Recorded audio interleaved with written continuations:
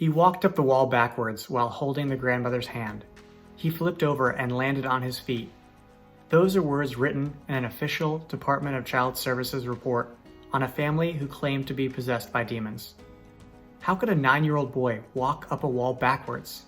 That and other factors made this exorcism case international news when the Indianapolis Star newspaper released a story where more than a dozen interviews with DCS personnel, psychologists, and 3 different police departments spoke to the authenticity of these phenomena. In this video, I will share the details directly from the DCS and police reports, address the merits of what skeptics have said, and more. First, exorcisms have been sensationalized and led many to dismiss them. Dr. Gallagher is a board-certified psychiatrist, a psychoanalyst on the faculty of Columbia University, and a professor of psychiatry at New York Medical. He graduated from Princeton and had a psychiatry residency at Yale. He has this to say about exorcisms.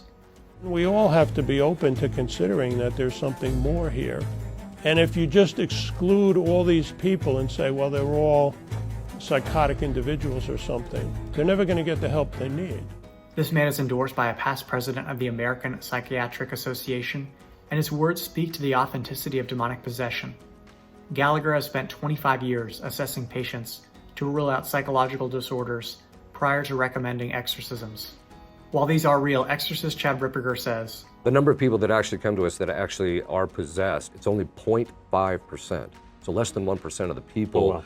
It doesn't mean they don't have other diabolic issues, but it's less. So these are rare, but do happen, and this is a case where it is documented with nearly 800 pages of medical, psychological, and official records that the Indianapolis Star reviewed for their story.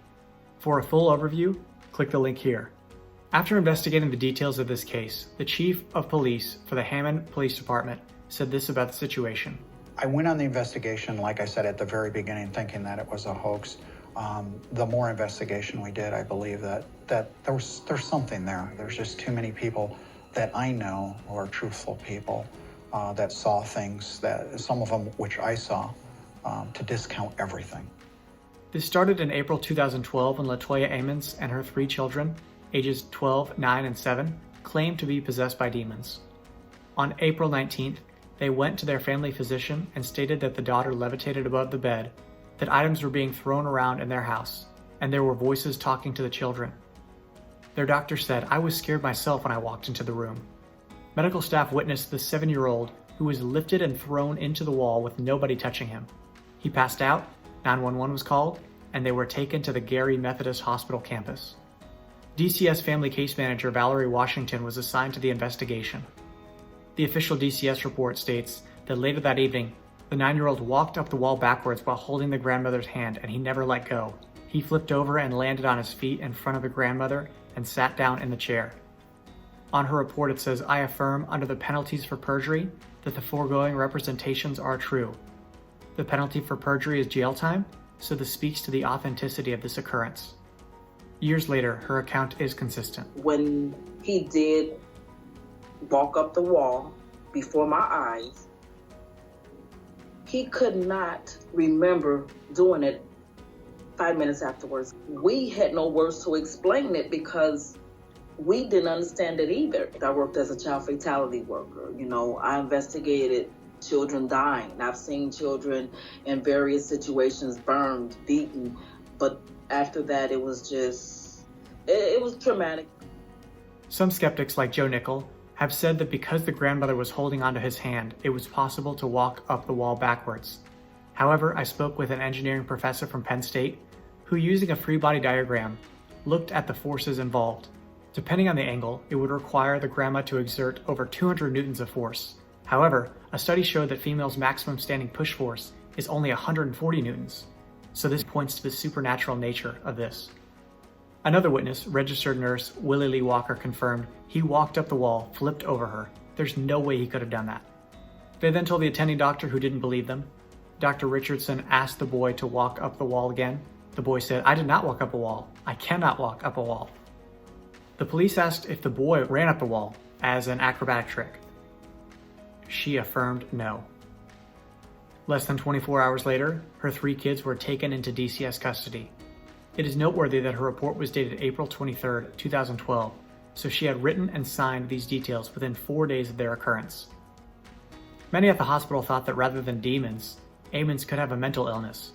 However, after several psychological evaluations, she was determined to be of sound mind and did not seem to be experiencing symptoms of psychosis or thought disorder. The same was true of the children. No disorders were discovered. As a result of this, a hospital chaplain called Father Michael Maginot and asked him to perform an exorcism. The priest first wanted to rule out natural causes and visited Ammons at the house on April 22nd. Ammons complained about having a headache, and Father Maginot said she convulsed when he placed a crucifix against her head. This is also documented in the Lake County Police report. Other phenomena happened, and after a 4-hour interview, he thought an exorcism may be needed. A few days later, DCS and police officers from the Lake County, Gary, and Hammond police departments visited the house.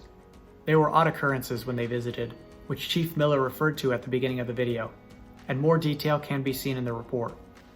On May 10th, Father Maginot performed a minor exorcism on Ammons at the house. Exorcizo te bendici. On May 15th, he was informed that she was not getting better, so a major exorcism would be needed.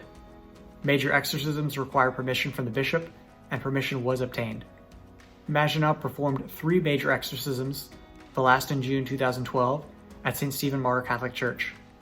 2 police officers were present in case Ammons needed to be restrained. These major exorcisms were effective as no demonic activity was documented in the family after the exorcisms. She regained custody of her children in November, over 6 months after they were removed. In summary, we have a chief of police for 23 years, a DCS case manager, an RN, and several other police officers who attest to the reality of these occurrences. From the DCS documentation provided, the many psychological evaluations that yielded no disorders, and the police investigations that found no natural explanations, it is clear that the series of exorcisms made a difference. Add to that a Yale-trained psychologist who has worked on exorcisms with various faiths for over 25 years. These all point to the demonic influence involved in this situation. Please like and share this video because we live in a time where people do not believe that demons exist, and this is important for them to hear. Now, a crucial question to ask is, could she have made this up? Let's look at the situation. She lost her 3 kids for over 6 months. What mother would continue being a part of a lie if that was a consequence? Also, the story was not made public until January of 2014. That means for over a year she had limited attention from the news. I could see if someone made this up and was in the news every day, but that was not the case here. Looking at this from a logical perspective, one may wonder, if only the mother underwent an exorcism, but the children did not, aren't they still possessed? I consulted with exorcist Father Chad Ripperger, who stated there are cases where the possession is in either the parent or building, and the other people around experience a temporary possession. Once the possessed person is liberated, or the building is cleaned out, the temporary possession is stopped. As a result, Latoya's successful exorcisms led to the liberation of the children. His book Dominion addresses many items that may be beneficial for you, and I would recommend it. Now, while the evidence and witnesses speak to the authenticity of this demonic influence, there are 2 items documented that I disagree with. The first is that there was an alleged figure in the photo. Skeptic Joe Nichols said, "The Hammond police chief assured me it was not an official police photo." I agree with him here, and photos can be edited, so this is something I do not believe. Second, one of the officers had an audio recording where an unknown voice appeared to whisper, "Hey." After listening to it, I believe this could be explained naturally. The intent of this video is to point to a documented case of exorcism and how there can be things that are overblown, but others that cannot be explained naturally.